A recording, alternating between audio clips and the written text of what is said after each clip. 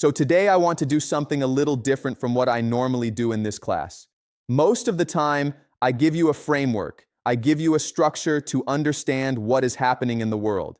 But today I want to talk about something that is happening right now as you are watching this. Not yesterday, not last week, right now. Because there is a deadline tonight, 8 o'clock Eastern Time. And by the time most of you finish watching this video, that deadline will either have passed quietly or it will have changed the direction of this entire war. And I want to make sure you understand exactly what that means before it happens.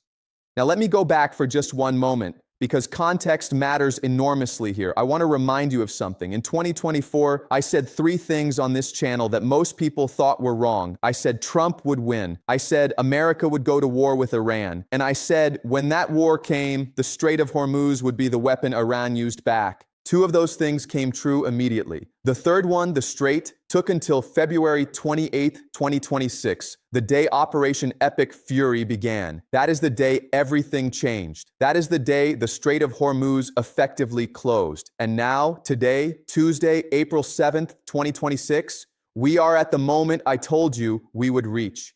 The moment where the Strait is not a threat anymore. It is a reality. A 5-week-old blockade. Oil exports from the Gulf down 60% in a single week.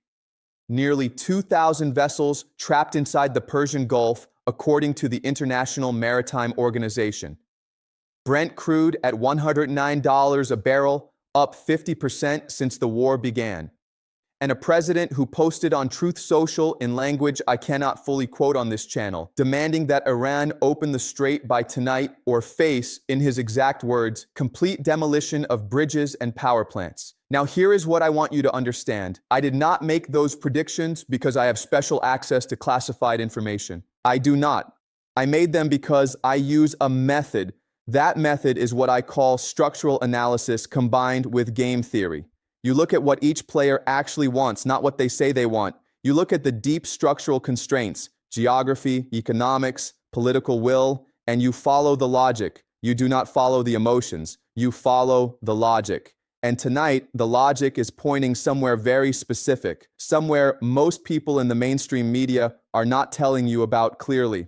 So let us walk through it, step by step, the way we always do. Let us start with what each player actually wants, because what they say and what they actually want are almost never the same thing. What does America say it wants? It says it wants a free and open Strait of Hormuz. It says it wants Iran's nuclear program gone. It says it wants regional stability. Now, what does America actually want? America wants to preserve the petrodollar. I have explained this before, but let me be very brief. Since 1973, global oil has been priced in US dollars. That arrangement is what keeps the world dependent on the dollar. That dependence is what allows America to run $36 trillion in debt without its economy collapsing. The Strait of Hormuz is the physical artery of that entire system. If the strait stays closed, the petrodollar bleeds. And if the petrodollar bleeds long enough, the financial foundation of American power starts to crack. That is what this is actually about. Not freedom of navigation, not democracy. The architecture of American financial power. What does Iran want?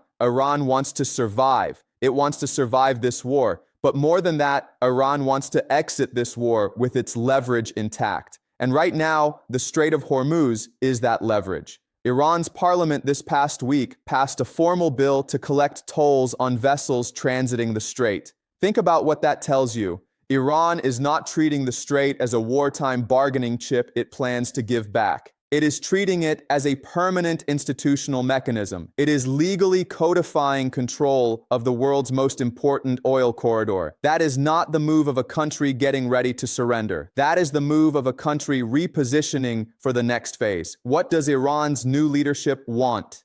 The new supreme leader, Mojtaba Khamenei, issued his first major statement this week. He said, and I am paraphrasing carefully, that the closure of the strait must remain a priority. He said new fronts are being studied where the enemy is vulnerable. He said the solidarity of the resistance front makes the path shorter. That is not ceasefire language. That is strategic expansion language. And what do the Gulf states want? Saudi Arabia, UAE, Kuwait, Qatar. They want this to stop. They are getting hit from multiple directions. Iranian drone strikes on Kuwait's Ali al-Salem airbase injured 15 Americans this week. The UAE activated its air defenses in the early hours of this morning to intercept incoming Iranian drones and ballistic missiles.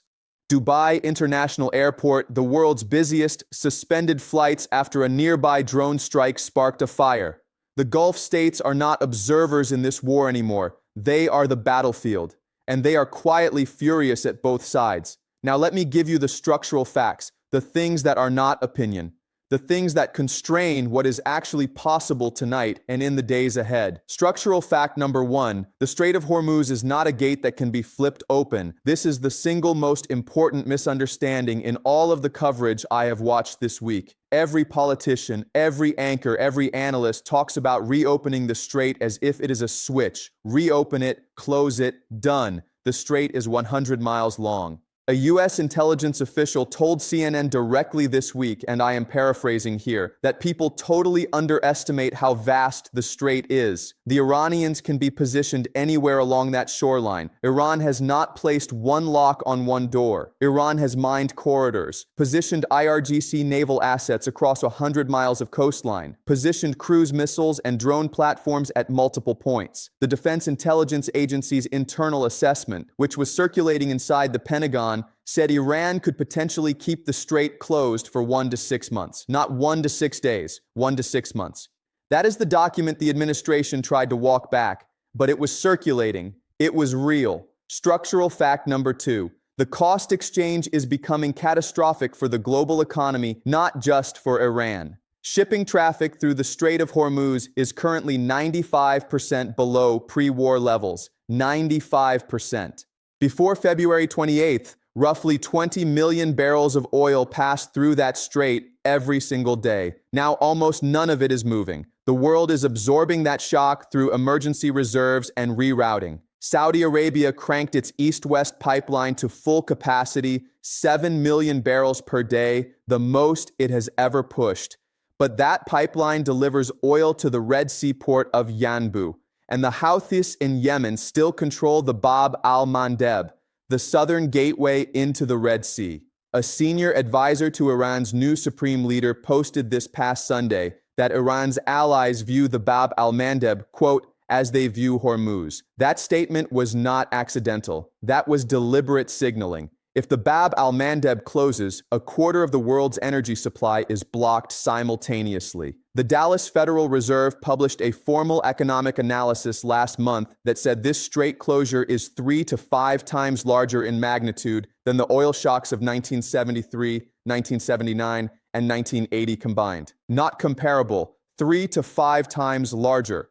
Structural fact number 3. America's military campaign has damaged Iran without breaking Iran's leverage. This distinction matters enormously.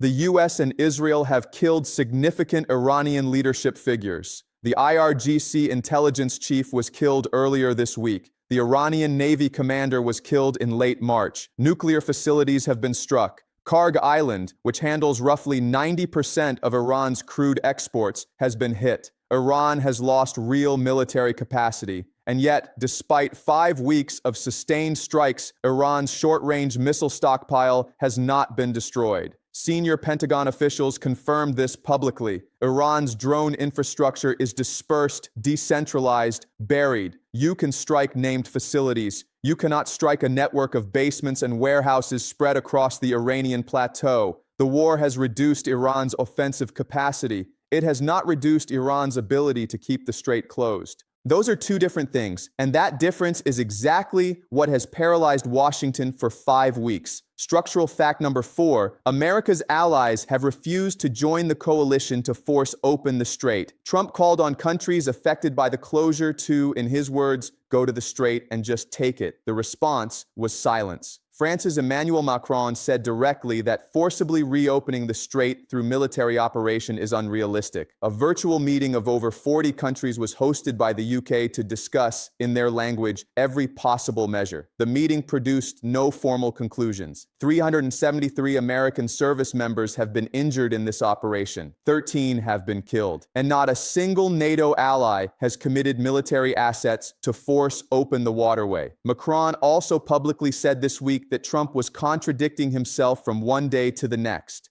When a French president says that on the record about an American commander-in-chief during a live military operation, that is not a diplomatic friction. That is a fracturing of the Western alliance in real time. Now let me show you exactly what is happening at this deadline tonight, because this is where it gets very important, and I want you to see what the actual options are, not what Trump is saying, what the structural situation allows. There are two paths from 8 o'clock tonight, and which path this takes depends on one question. Does Iran offer something concrete enough in the next few hours that Trump can call it a win? Path 1, and this is the narrower path, a deal takes shape. Iran has already submitted a 10-point response through Pakistan as the mediator. Pakistan's army chief, Field Marshal Asim Munir, was in contact through the night with J.D. Vance, with Steve Witkoff, and with Iranian Foreign Minister Abbas Araghchi. There have been direct text message exchanges between Witkoff and Araghchi, confirmed by Axios. The 10 points include a safe passage protocol for the Strait, reconstruction commitments, and lifting of sanctions. Trump called it a significant step. He also called it not good enough. Iran has rejected a temporary ceasefire explicitly. Tehran's position is a permanent end to hostilities or nothing. If the gap closes enough in the next few hours, the deadline becomes a 45-day ceasefire, the Strait gradually reopens, and Trump declares victory. That is the narrow path. And even if it happens, Eurasia Group's analysts said clearly this week, even in a deal scenario, it would take at least 2 months for shipping companies to resume operations and several more months to repair damaged oil infrastructure. The crisis does not end the night a deal is signed. The crisis ends months after a deal is signed. Path 2, the deadline passes without a deal, and Trump orders strikes on civilian infrastructure, power plants, bridges. Trump himself, yesterday at a White House press conference, said, after tomorrow, they are going to have no bridges. He wrote on Truth Social the words I mentioned earlier. He said publicly he is highly unlikely to extend the deadline again. If this path is chosen, what happens next is not a shorter war. It is a longer one. Iran's armed forces commander already warned this week that retaliation against civilian target strikes will be much more devastating and much more widespread. Iran's new supreme leader specifically mentioned new fronts being opened. The Bab al-Mandeb is the most obvious next front. If Yemen's Houthis formally close that strait alongside Hormuz, a quarter of the world's oil disappears from global markets simultaneously. The Dallas Fed analysis was built on a 20% supply removal. A 25% removal is not a linear escalation of that analysis. It is a different category of crisis entirely. Global depression, not recession, is how the analysts were framing it this week. And here is the part that I think almost nobody is talking about seriously enough. The political will inside America for this war is already fragile. There is no formal congressional authorization for Operation Epic Fury. Zero. This war has been running for 5 weeks on executive authority alone.